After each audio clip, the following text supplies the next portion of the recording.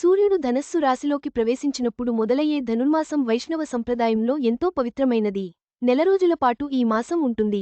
ఈ వ్రతం ఎలా ఆచరించాలి, దీని మహిమ ఏమిటి, ఏ నియమాలు పాటించాలి అనే పూర్తి వివరాలను ఇక్కడ తెలుసుకోండి. సూర్యుడు ధనస్సు రాశిలోకి ప్రవేశించినప్పుడు ధనుర్మాసం మొదలవుతుంది. నెల రోజులు ధనుర్మాసం ఉంటుంది. వైష్ణవ సంప్రదాయంలో ధనుర్మాసానికి ఉన్న విశిష్టత ఇంత అంతా కాదు. ఈ నెల అంతా వైష్ణవ దేవాలయాల్లో ప్రత్యేక పూజలు చేస్తారు. గోదాదేవి రచించిన తిరుప్పావైని ఈ నెల రోజులు కూడా పఠించడం జరుగుతుంది.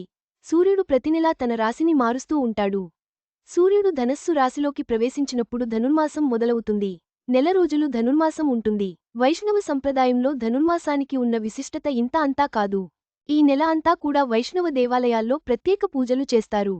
అలాగే గోదాదేవి రచించిన తిరుప్పావైని ఈ నెల రోజులు కూడా పఠించడం జరుగుతుంది.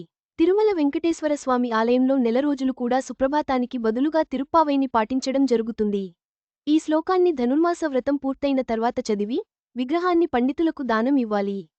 ధనుర్మాస వ్రతాన్ని శ్రద్ధగా ఆచరించడం ద్వారా భక్తులు విశేష ఫలితాలను పొందుతారని నమ్మకం. ఈ పవిత్ర మాసంలో భగవంతుని ధ్యానించి సకల శుభాలు పొందగలరు.